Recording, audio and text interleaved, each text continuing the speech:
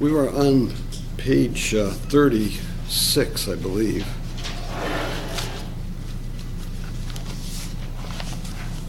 And had just completed dealing with the pill. Does anybody have any questions pertinent there too? There we go, 14. We got a quorum. Krista. Are you going to address the NFP? Yes, that's exactly what I'm going to do. I just want to make sure we don't have something prior to it. Okay, we've dealt with contraception in general, and it always is well to remember at the outset, in order to frame any question pertinent to the proper use of sex, you have to ask what's it about in the first place. And to remember that the exercise of the sexual faculty, put into its complete context socially and in terms of the relationship between husband and wife, man and woman, is understood as an act which is, by its very nature, ordered to procreation. You know, some people say, well, you know, it doesn't, as if you could somehow separate it from it. But this is to utterly deny the intelligibility of the reproduction of the race. This is the specific means by which we are ordered in our nature to keep the race going. And so, you know, as they often say, if anybody's in doubt as to what intercourse is about, certainly Planned Parenthood understands, because they're doing all in their power to make sure it doesn't result in reproduction. So everybody knows full well that it is ordered toward reproduction. It's ordered towards procreation. And then arises the question, well, what can you do about it? How is this something that is intrinsic to the act? And if we think about it in terms of the very nature of the husband-wife relationship within marriage, yes, of course, you don't make love by tickling somebody's ear. I mean, God could have created us so that that would be the ultimate expression of love, and it isn't. It is an act which is simultaneously procreative in tendency, in finality, in purpose, in goal, in end. And this means that in its proper use, the exercise of the generative faculties are precisely that. They are generative. They are open to generation. They are open to reproduction. And if we don't grasp both that and also the unitive, that it's a loving act, it's a union of the husband and wife, if we don't grasp it, that is all wrapped up into one single reality, then we will not understand why some of the deviations from this are truly deviations. Remember, as I said, it's like two sides of it's like having a triangle with only two sides or only two angles. It's not a real triangle. The sexual act is simultaneously the perfect physical union, psychological, hopefully spiritual union of husband and wife, which at the same time, its very intelligibility is ordered towards procreation, which is why contraception is a contradiction in terms. It is a placing of an act that is ordered towards procreation, but at the same time you make sure it doesn't procreate. Nobody has a problem with respect to the unity. Nobody would suggest, well, we'll have a unitive act, but it won't be unitive. You know, that this would be absurd. The closest thing you'd get to it, I suppose, would be an act of rape, where it's not union but aggression.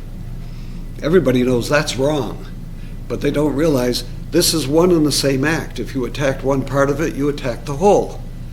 So the question then arises, well, are you supposed to have children ad infinitum? Are you supposed to have them when it's utterly impossible? Well, in terms of socioeconomic and psychological and medical difficulties, well, here's the difficulty, or here's the problem that we have to always confront. Doing what is ethically right is not always easy. It just isn't. When you think for a moment, what is the whole point of natural law? What is the whole point of ethics? You're talking about those acts, you're talking about living in such a way that when you die, you will be fit to go to God, to attain the beatific vision, to know God in his essence. He made us this way. This is what it's all about. This life, by any standard, is a test. The value of the end, the value of the beatific vision is so great that for most people it would be unjust on the part of God to simply give it to people without them earning it, if you stop and think about it. And God's ways are inscrutable. For whatever reason, we're here and this is a test. And being a test, given the stakes between eternally being united with God or eternally being departed from him, we should not be surprised if the test is sometimes difficult. You know, it's always easy to tell people, oh, don't ever tell a lie. But, the next moment, the IRS guy appears on your door and asks you an embarrassing question. And then we get into the question, well, how do I get around this? What do I do? And many times people say, well, I had to lie. It's like the student has said, I had to cheat on that test. No, if I hadn't, I would have failed. Well, that's right, you would have failed. Sometimes the honorable thing to do is to fail. The honorable thing to do is to accept the consequences of doing the right thing. And therefore, when we look at the question of the exercise of the sexual faculty within marriage, it becomes immediately a matter of doing the right thing, even though living the marital state sometimes is difficult. I mean, fidelity is difficult. All you got to do is look at the marriages made in Hollywood.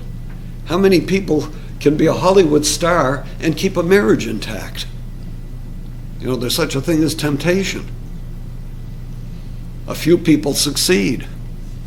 If you immerse yourself in the Hollywood atmosphere, good luck. I mean, there have been a few people who have stars who simply quit because they knew it wasn't possible. I know you'd say, who? Well, that's pretty hard to scratch your head and find them. But there have been a couple. So, this brings us to the question of what's known as natural family planning.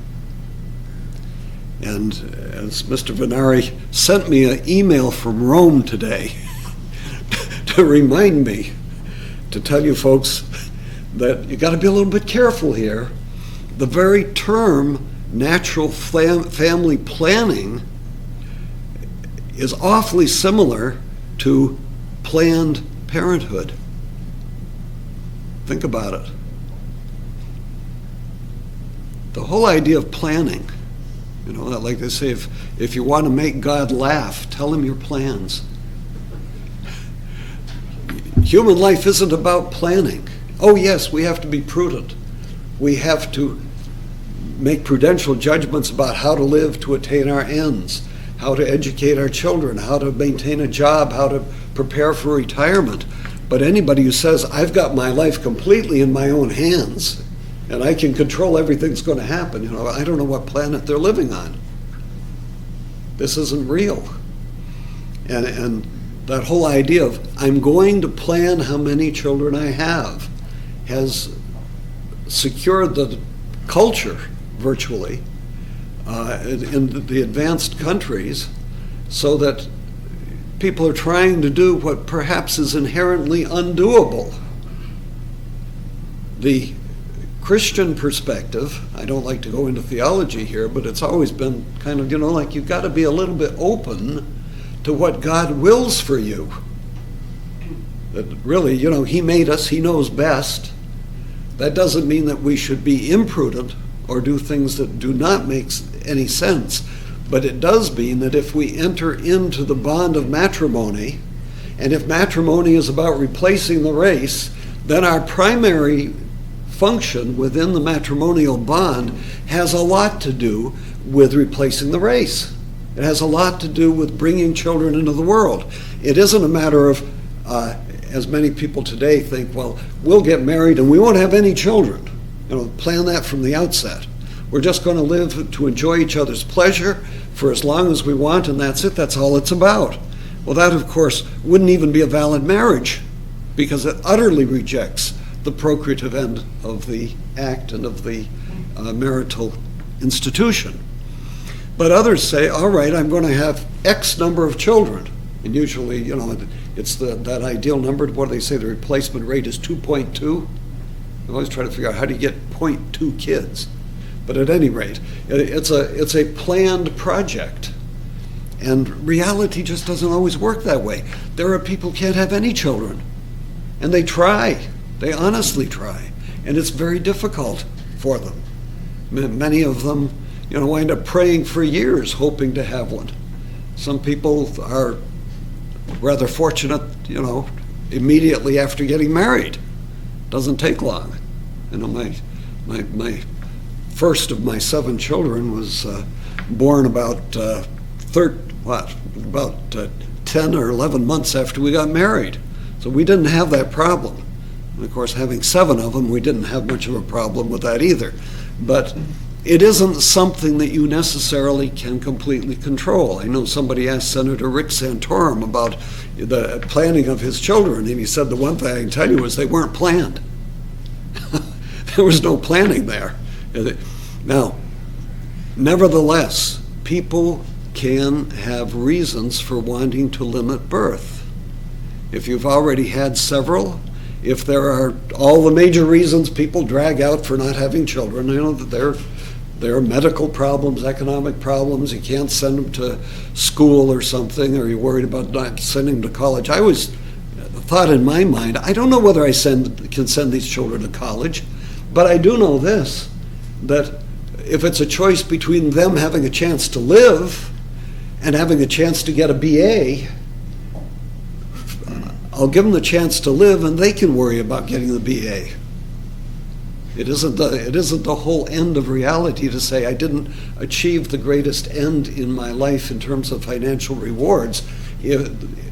If the purpose of life is to attain our last end in God, then living that life under whatever conditions you are given or find yourself in to the best of your ability will attain your last end.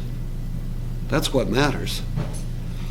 But having said all that, we have this thing called natural family planning, sometimes thought of as the rhythm method.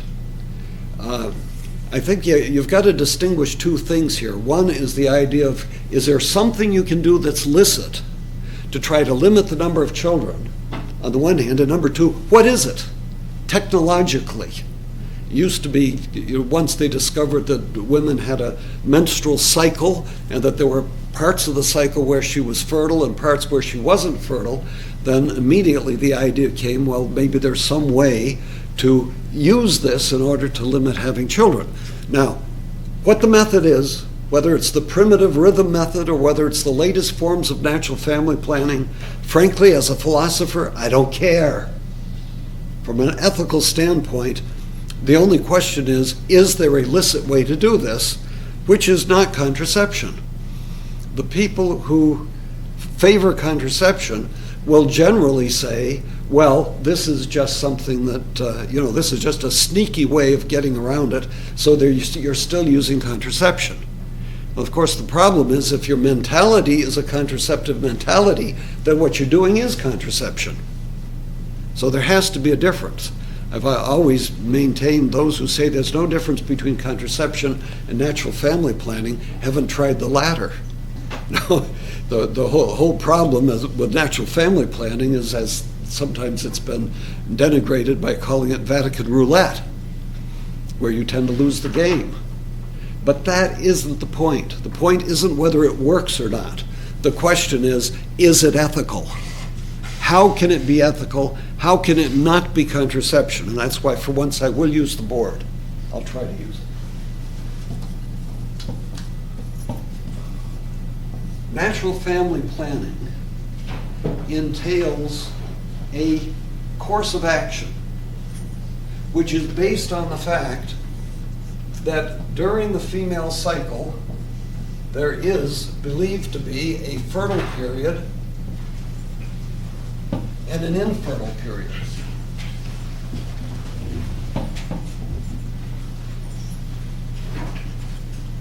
Now, first of all, the idea of limiting the number of children is not inherently immoral.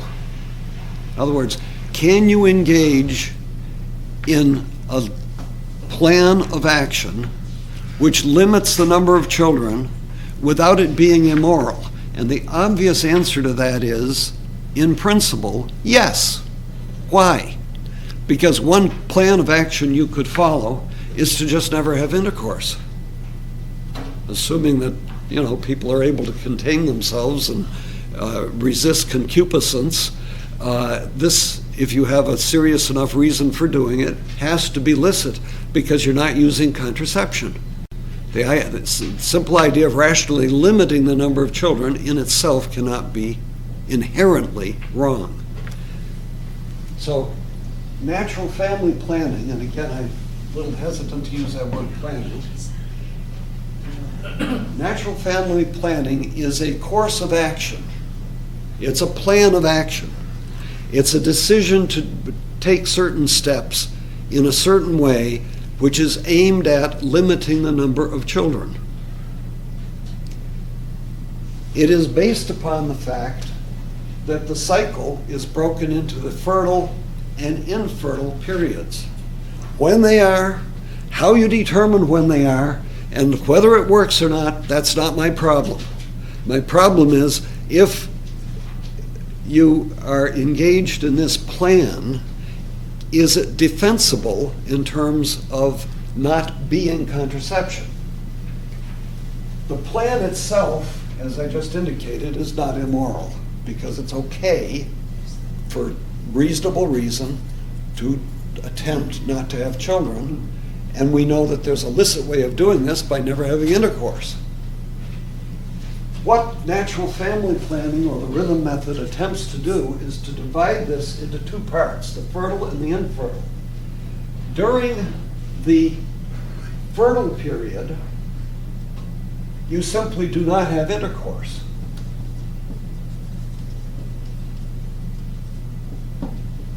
That's not contraception because you're not having sex. You're not having intercourse. The essence of contraception is having marital intercourse while at the same time doing something that will make sure that the outcome is not pregnancy. So in the first part that we're talking about here, where the woman is fertile, having no intercourse is not contraception. During the infertile period, you do, if you wish, have intercourse. Provided you are doing nothing in the real physical order to stop conception from occurring, this is not contraception. Because while you're placing the act, you're doing nothing to prevent its outcome. The lament of countless married people who've attempted this is that during the what they thought was the infertile period, it turned out it was the fertile period. And they had intercourse without any contraception, and they got pregnant. That's why this is infinitely different from using a contraceptive. So you have to remember what this is a plan of action, which in itself is licit. It breaks into two parts. One part does not entail contraception because it's during the fertile period, but you just do not have intercourse. The other part, which you think to be infertile, you judge to be infertile, when you have intercourse, you do not use any form of contraception. Therefore, that's not contraception. So if the infertile acts are not contraceptive, if the fertile acts are not contraceptive, then there is no contraception taking place in the entire program. That, of course, unfortunately, any questions on that? That's Yes. Natural family planning. That's natural family planning. Now, the other thing that often gets lost in the shuffle is today you have places, probably not necessarily, excluding where we are, where natural family planning is taught. And it's taught to many couples as simply the way in which you make sure you only have that 2.2 children. In which case, the mentality is still contraceptive. In other words, the licetiousness of the use of this is that it should only be where people have truly serious reasons for not engaging in the whole purpose of marriage, which is to bring not only themselves to union, but to bring children into the world and to provide for them to the best of their ability. Now, when you say a serious reason, that's, of course, subjective. And people have to be very honest with themselves as to what constitutes a serious reason. I'm not about to tell anybody what is or is not a serious reason any more than I would suggest to you a particular method or technology of natural family planning. But in principle, it is ethically licit, but bearing in mind that it isn't simply a Vatican-approved method of contraception. It cannot, if it's used as that, then it's still as immoral from the standpoint of natural law as contraception would be. But people are just spacing, right, with this? They may be spacing. They may have 10 children, and they may have decided this is a point beyond which they cannot go further. The efficacy of NFP, of course, is different, as it's been pointed out, between spacers and those who are trying to stop them completely. Spacers often use a less rigorous methodology, and they will get more children. Of those that try to completely stop it, it is claimed to be as effective as the pill. But I don't come here giving you a guarantee of the efficacy of the method. I'm only concerned with the ethics of the method. And what do you suggest is being taught by the church in regard to that? Well, I'm trying not to do theology here, sister, remember? You're always trying to catch me on that. But are you saying would it be ethical to be married and refrain from all union in the marriage? Would that be ethical? Well, regardless of whether it's... I often think of Jacques and Renée Samaritain when they were first married. Did exactly that until their local priest pulled them apart or pulled them aside and said, "That's not the purpose of getting married." I mean, if you're going to get married, remember, what is the essence of the contract of marriage? It is to exchange with the other person the right to engage in those acts which are open to procreation. So why on earth would you enter into such a contract with the a priori intention of never engaging in such acts? What if both parties want to do this? And it has happened, but now don't get upset theologically. Okay? I don't get upset, sister. It has happened that there have been people, I think in a religious order maybe, that somehow, I don't know who they are, but I know I've read this. They're getting married? They were married and lived a chaste life. They take a vow of chastity. You mean they're in a religious order and then they get married? I don't know the details. The order makes a difference, because I know, for example, in the Orthodox priests, if they reach the diaconate, they then cannot marry if they are not yet married. If they are married, they can become a priest. If they want to become a bishop, then they've got to talk their wife into joining the nuns. Right, but I do know that there have been people, and they've lived together and taken a vow of chastity. That's possible, but Or celibacy, yeah. excuse me. Yeah, well, And both. okay, people may do these things, but it doesn't. But I'm talking in the church. You're saying with approval. I would say that you'd have to be talking about a very exceptional circumstance. Because again, what on earth is the whole point of sex? What's the whole point of the institution of marriage? It's to reproduce the species. So if the whole point of it is, as we have since the advent of the pill, to have consequenceless sex, what we are seeing is happening in society today is we're not replacing the society. The birth rate is dropping. There's only a few countries on earth that are even replacing themselves. And this has horrendous consequences for society. That's why it's not a purely private matter. I'm not suggesting the state should get into our bedrooms, but I am saying that it is a matter of public concern that policies be pro-life. Because absent that, what we have done is to go into a demographic tailspin.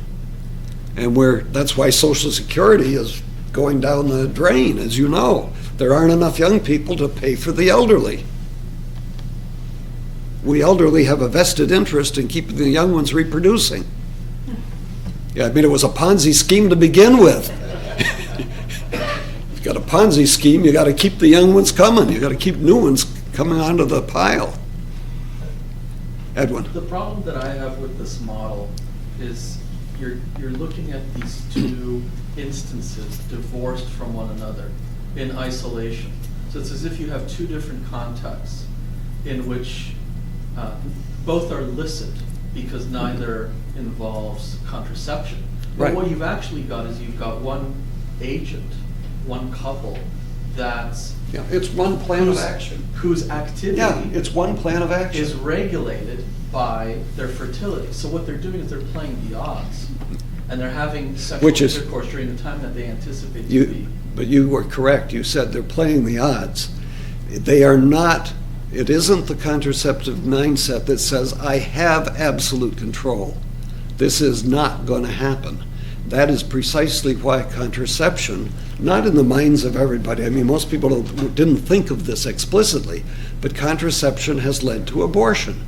Because if you've got the mentality, I'm not going to have a child, and then all of a sudden I find I've got one, I feel like I've been cheated, I've been betrayed by the system. That's why I say. So what happens if we could devise a pill where there's a 5% chance of getting pregnant at all times? And couples will use this pill, always open to the prospect of life because there's this 5% chance. And then they could have intercourse all the time. The problem with that is that pill, by your own definition, has a 95% capability of interfering with reproduction. It's a little different than Dr. Rock's pill, but you're still doing something whereby you are willing, at times, that this device that you've ingested will actually prevent nature from taking its course to procreation. Here, you don't do anything to stop what's going to happen. You place the act, you hope that you found the time within the cycle that it will not result in pregnancy, but if it does, that's God's will. Do you know what the success rate is with this, or the failure, or however you want to look at it? I told you, I'm not hawking the methods tonight. I'm only explaining the ethics of it. You'd have to consult somebody who's an expert on natural family planning. Let's say the success rate is 90%. I've seen arguments that it's up to 98%, which is good as the pill. If we came up with a pill that was 98% effective, wouldn't it be tantamount to this model? No. But there's always the 2% chance of getting... It isn't a question of the chance. It's a question of what 98% of the pill does. It's the fact the pill is interfering 98% of the time. Here, you never interfere. You're trying to play your way around it, but you're not interfering physically, physiologically with what happens. You're not actually taking a step to stop it from happening. And that's always been the lament of the rhythm method, because people say it doesn't work. And then they say natural family planning doesn't work. But the best forms of it, the best data on it, is that it's in excess of 98% effective, which is as good as or better than the pill. But you are regulating your behavior. You're regulating your behavior, but we human beings... Based on that yeah, probability. We human beings always should regulate our behavior. And remember, this is not a free ticket to simply avoid the responsibility of parenthood. This is something that should only be done when you have an objectively serious reason. Joe? To the objection that this is not 100%, I think the answer to that objection, the answer should be it's not supposed to be 100%, because if it were 100%, it would be immoral. It's a simple answer. Well, I don't know if one could say that, because I mean, we live with the fact that there is a certain degree of uncertainty here. But I don't think something is moral or immoral because it's 100% of anything. Well, if it were 100%, then definitely. Well, wait a minute. Agreeing with the No, physiological process. No, here's the problem. Total abstinence is 100% effective, but it's not immoral. I see, yeah. QED. Even in the context of marriage without a good reason? What, total abstinence? That would be, well, that's what we were talking about before with sister. The question, first of all, would be, why did you get married if you didn't plan to have any children? If you have very serious reason where you feel you just absolutely can't have a child, I mean, one option would be this, NFP, but another option would be what you just said, complete abstinence. But even there, remember that one of the reasons for marriage is the alleviation of concupiscence. So that this would only be licit if both parties agree and if both parties are able to do it. So, I mean, again, no free tickets. Everybody wants to say, well, you know, I want to be able to go to heaven, but it's got to be on my terms. These are not our terms. Our nature is not our terms. We accept the nature that God has created in making us. And otherwise, we talk about playing God. And the whole tendency of the modern mentality is, I am God. I have control over everything. I can take a pill or I can do whatever I want. I mean, the whole mentality in the last 50 years has been just to rewrite all the laws of natural law and to be able to do anything I want. I mean, as one homosexual once put it in print, so I'm not slandering him, he said, being a homosexual means I can do anything I want sexually. All right, well, that says it. But the whole problem is that natural law tells us that's not the case, that God has given us reason to use, and if we are placing an act which is contrary to the order of reason, the order of the proper use of the faculty, that's to reject our own rational nature, which is to reject the God that made us. I think I'm going to come up to a note dealing with that, so I don't want to overplay it yet. Okay, anything else about NFP? I really don't think, Dr. Bonnette, that you dealt with the contraception mentality, I because. thought I said it.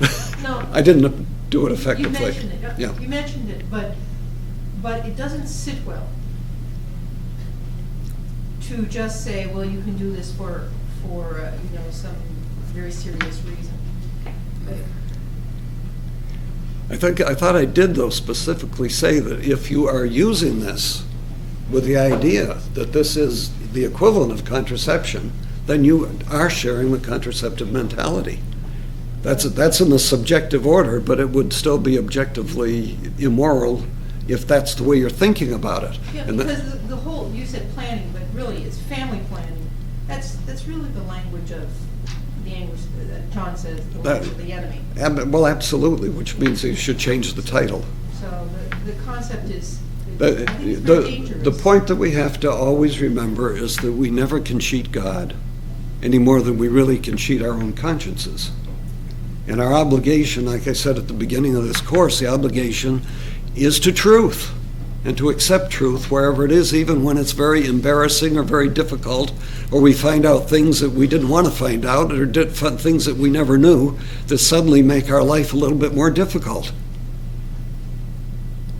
The whole passion of the philosopher is towards truth. And, we live in a world, that's why Satan said to be the father of lies. We have so many deceptions, so many ways we deceive ourselves about what we're doing, what our purposes really are. And it's very, very difficult to look ourselves in the mirror and be completely open and completely honest. But remember, God is identical ontologically to truth itself. So that if we are trying to live a life which is truthful to our own nature and truthful to God, we can't cheat on anything. So that if one is to engage in natural family planning, this should entail a good degree of soul searching. It is very easy for people, of course, since the advent of the pill, we have an immediate solution to any problem. But you kind of have to look, and you don't want to do a posteriori ethics, but look at where it got us. The idea of the pill initially was, hey, we won't have any more abortions because nobody will have an unwanted child. Yeah, take a look at the abortion rate since the pill. Now what are we up to, something like 50 million abortions? It didn't work out quite the way we thought it would. It's just like abortion in New York State was initially sold to legislators, I understand, by telling them that it would reduce the birth rate among the non-whites, the blacks. Guess what? Turns out it's the whites that were aborting themselves to oblivion. Things don't always work out the way you expect. And the only way you can have any rational control of your life is to surrender that control to reason and to accepting the nature that God has given us and not trying to reinvent it. That doesn't mean blindly accepting religious teaching because it's religious teaching. You do that as an act of faith. That's fine. But at the same time, it is perfectly rational and reasonable to look at human nature and say it's a created thing. It comes from God. We accept it as it is. If we don't accept it as it is, we become a contradiction in terms. And the whole ethics, the way that we approach contraception, was by looking at the various powers we have. What does it mean to exercise a power? The sin of gluttony is that you're using the power of eating, nutrition, and then doing it in such a way that it contradicts itself. Wind up vomiting like the Romans so you can eat again. That is an abuse of the faculty, but the word abuse doesn't get to it, the heart of it. It is to place the act, but place it in such a way that it can't get where you know it's supposed to go. You understand when you eat that it's going to give you nutrition. And you know that that's what you're engaged in doing. But no, you're going to reject that end. The power of speech, the power of communication, is to take what's in our mind and give it to another. But if I am deliberately using it so as to deceive the other person, I am contradicting its very nature. And the power of sexual expression is clearly open to, by its nature, unless you interfere with it, it's open to reproduction. It may not work that way because of biological defect, but that's what it's open to. And to place the act and then do it in such a way that it can't fulfill itself is to make it a contradiction in terms. And that's what we mean by abuse or perversion. You're deviating the faculty, the power, from what you know to be what you're doing. In other words, you're saying, I'm doing this, I'm engaged in this act, but I'm going to make sure it doesn't happen. That's crazy. It's self-contradictory. It's against reason. If it's against reason, it's against the rational faculty that God gave us. It is to reject the rational gift that God has given us, and therefore it is to reject the giver. It is to reject God. That, in the natural order, is where the notion of sin arises. Now, this stuff is complex in application, and I'm not trying to tell anybody what they're supposed to do in their own particular circumstance, certainly in terms of their marital acts, but everybody has to look at himself honestly. That's what it's about, because we can't fool God any more than we fool ourselves. And what natural law tries to do is not from the perspective of religion. and not just from a crude materialism, but by an intelligent analysis of the way human nature is framed to figure out what are those acts, what's the way of living which will lead us towards our last end as it was intended by God in creating us. And certainly, getting to our last end is not achieved by rejecting the nature he gave us. We have to use it the way it was intended by the maker. Just like when you buy a car, you use it, the way the manufacturer gives you that little bulletin in the glove compartment tells you how to take care of it. And if you don't take care of it the way the manufacturer tells you, don't be surprised if the car doesn't last. It's not going to work that way. And again, all you've got to do is, good Lord, just look at the lives of people who have ignored natural law in general. Many of them don't live very long, do they? They die of alcoholic poisoning. They die of drug overdose. They die because they get shot by somebody. Infidelity can have consequences. They get killed because of road rage. You're not supposed to be, hating your neighbor. And they kill themselves. That's right. So the most basic natural drive that human nature has is a drive to live. And all these secondary things, if misused, abort that basic drive to live. And the biggest evidence of it is you don't live long. You destroy the life, the health, the good psychology that God has given you. We all know that people frequently, through misfortune, have disease or the accidents. They die early. But if you abuse yourself, if you reject the natural law, you're inviting your own self-destruction. Now, the atheist, remember, will say, well, it's my own life. If I want to destroy it, it's my business. And from an atheistic standpoint, that makes sense because, remember, he's responsible to nobody.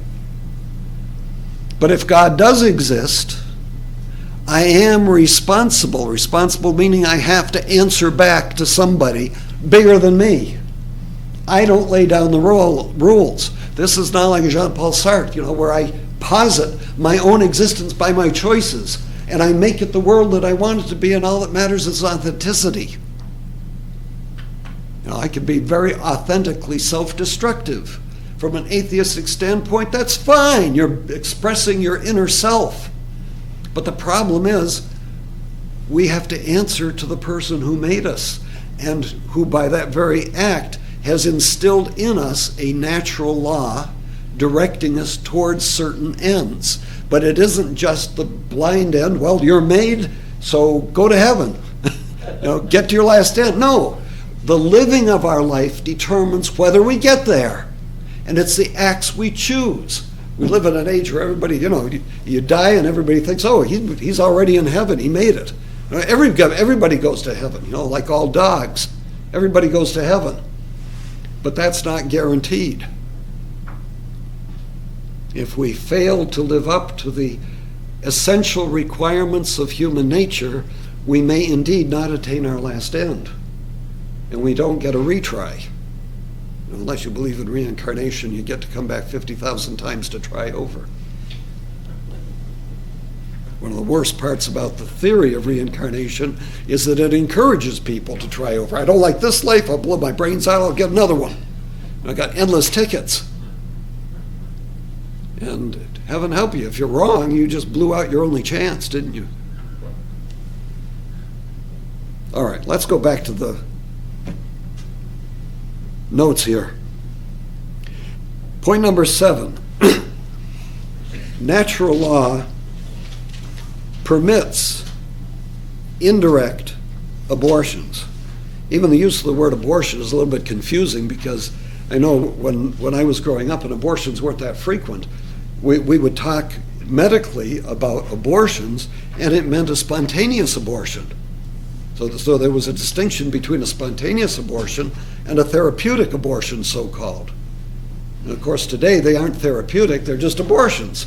Anybody who wants them for any reason whatever, including the sex of the child. So when it says here that natural law permits indirect abortions, that's perhaps unfortunate use of the term, but what it's referring to would be something like if a woman is pregnant and has cancer of the uterus, and the child has not reached the point where it can survive outside the womb, it is morally licit, using the principle of double effect, which we discussed early in the course, to remove the womb in order to save the life of the woman, but at the same time knowing, permitting but not willing that the child will not survive. You're not directly killing the child. You can't go in and remove the child, which would kill it, and then remove the womb.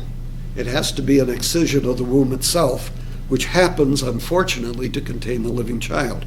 That's not a direct abortion. And notice it says that even the Catholic Church allows, it's in the notes, I have to read it, in the case of ectopic pregnancy or uterine cancer. Ectopic pregnancy, of course, is where the embryo is formed in the fallopian tube, where, of course, gestation can't take place, and if it's left to continue, that will, burst, and it will very quickly kill the mother. So now, you talk about bioethics, you talk about learning new things. There was a time when it was held that that wasn't licit, even in that case, because it wasn't understood at that time that an ectopic pregnancy was in fact a pathological condition. In other words, it isn't supposed to be that way. And once it was properly understood, it was immediately recognized that double effect permitted excision of that part of the tube, and that was not, therefore, an immoral act. Point number 8, oftentimes people raise the question of, what if it's a case of the mother versus the child? What if it's a matter of saving one or the other? And of course, the argument was often put in terms of, well, you have to kill the child to save the mother. Traditional medicine did not do that. Remember the Hippocratic Oath, which physicians unfortunately no longer take, most of them I suspect, explicitly says that you can't cause an abortion. So it never was an idea of killing the mother to save or killing the child to save the mother. It was a question, though, you might be in a circumstance where you can either act aggressively to save the child or act aggressively to save the mother, but it may not be possible to do both. That would be at least the theoretical circumstance. That doesn't mean you can kill the child to save the mother, but it would be as if you had 2 patients in 2 beds and you only had enough time to save the life of one of them. You would then be free to choose which one you chose to save. You're letting the other one die. You're not causing it to die. You're not directly willing that it die. You're permitting that it die. Again, it's double effect that we're talking about here. Nobody's life comes first. You can't say automatically, well, we'll always save the mother, or we'll always save the child. But if you have good reason to save one or the other, and again, I'm not trying to tell people what that reason should be. It may be that you determine, of course, the mother has other children to care for. So that may be the basis of the choice. But as long as one understands this isn't a question of rejecting the value of a human life. That's what is never allowed. Remember, ethics, basically, real simple. You always act towards being because being is the good. You always maximize goodness. You always do whatever you can to make something good. Make it as positive as possible. We live in a world, though, that whenever we make a choice towards something that's good, sometimes something bad happens. As long as it's permitted but not directly intended, it is permissible. That's the whole analysis of double effect. And that would apply in this case. Point number 9. The we talk about a means and an end. And this, of course, applies in the context of contraception. The goodness of the means is taken from the goodness of the end. So if you're asking, what is the means that you're using to get somewhere? Well, if the means, let's say you want to make money, that's fine. That's good. But can you use the means of robbing banks? We've discussed this many times before. A good end does not justify a bad means, an intrinsically evil means. But there's more to it than that. Why do you select a means in the first place? A means is understood as a means to an end. You seek the means only because you are seeking the end. So it's the end that determines the selection of the means. It's the goodness of the end that causes you to select the goodness of the means as appropriate to that end. But never, of course, can you use an intrinsically evil means to get to a good end. Collateral damage, this notion of collateral damage in warfare, is the principle of double effect applicable? Yes, it is. But the problem is that the term collateral damage has gotten a very bad reputation because it's used to excuse just anything that happens. And there does have to be, just like with double effect, has to be a due proportion. You're aiming at a target that's extremely important. You may tolerate some civilian casualties at the same time. That's collateral damage. The problem is sometimes people take delight in the collateral damage. You're not even permitted to do that. But yes, it's an application of double effect. Look at the top of page 37. This spells out the relationship. If the goodness of the end is greater than and is the criterion by which the means is selected, that leads to this inference: to reject the greater good for a lesser good is irrational. In other words, to select or to reject, I'm not even sure I like the way that's worded. Basically, to reject the end for the sake of the means, because that's what frequently is done in the relationship between sex and offspring. So if you're going to have sex but with the intent of aborting it, what you're doing is you're exercising the means, you're seeking the means to the end, but rejecting the end in its most consequential form. To do that is to reject the nature of man, as I mentioned a few minutes ago, which is to reject the natural and eternal law, which is to reject God, who is the author of the natural and the eternal law. Some authors have gone so far as to say that to destroy the means to produce a human person is called virtual murder. Now, please understand, most people don't think in these terms. But if you think about it, if you are doing something which actually prevents, by your own power, does something to interfere with that which would otherwise have led to the production of a human life, the act is such that it is incipient to annihilating an innocent life, which is what we call murder. So it sounds like a very strong way of expressing it, but some authors have even gone that far. Ironically, one who has spoken in those terms is Immanuel Kant.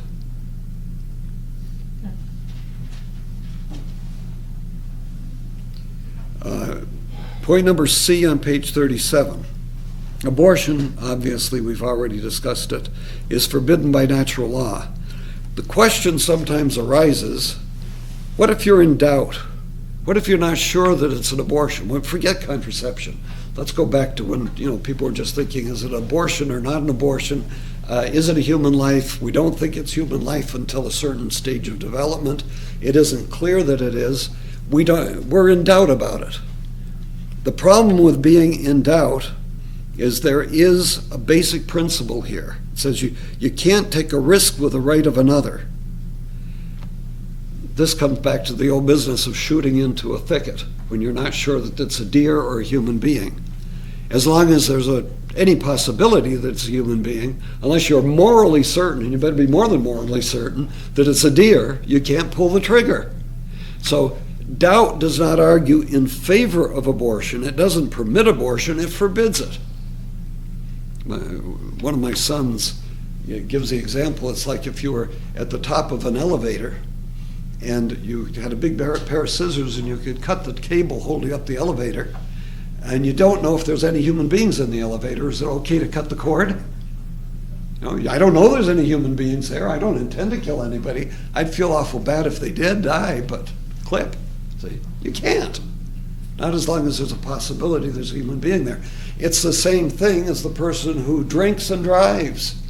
And I'd say, I would never kill anybody. I would never dream of doing anything to kill anybody, but I'll get drunk. And I know I've got car keys in my pocket. And lo and behold, a certain number of people wind up committing involuntary manslaughter. And they might be the nicest people in the world.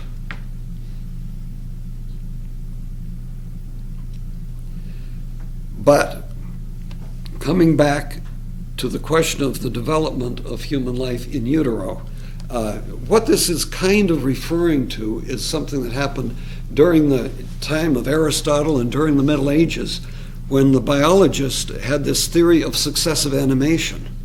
Remember, for the first 30 days after conception, you're dealing with vegetative life, a vegetative soul, and then for the next 30 days, it's a animal soul, sentient life, but not human. And only after 60 days do you finally have the infusion of the human soul.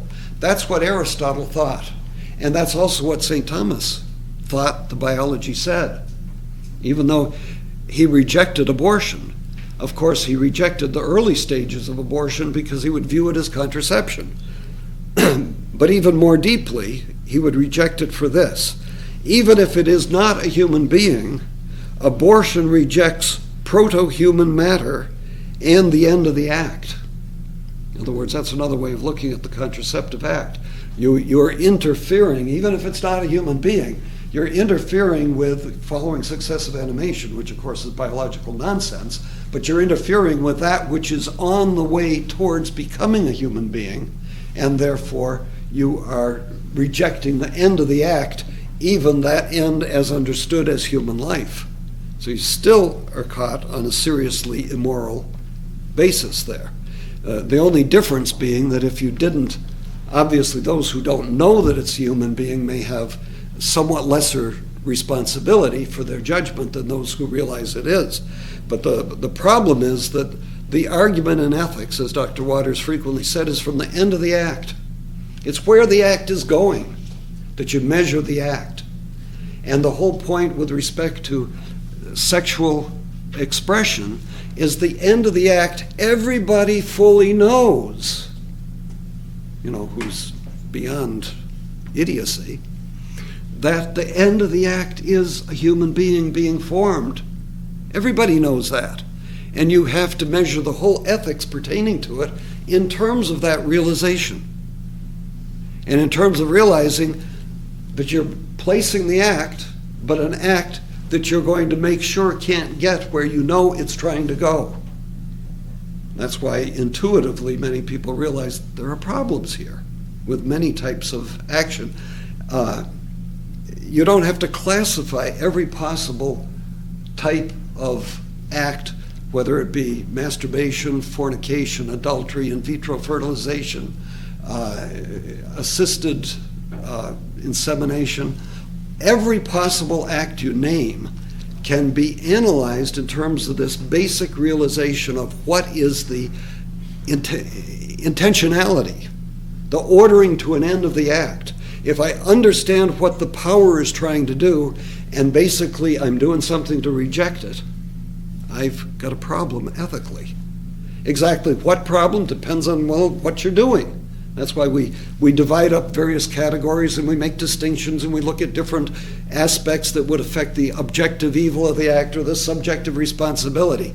But the overall picture in this context is a realization of exercising a power that we understand is ordered towards a certain finality, a certain end, instilled in us by God creating us this way. And we are rejecting it, basically. which entails an existential self-contradiction in our very being. But as creatures, that's a rejection of the Creator making us this way. That's why there's an ethical dimension and an ethical problem with such acts. Okay, we'll have to terminate for tonight.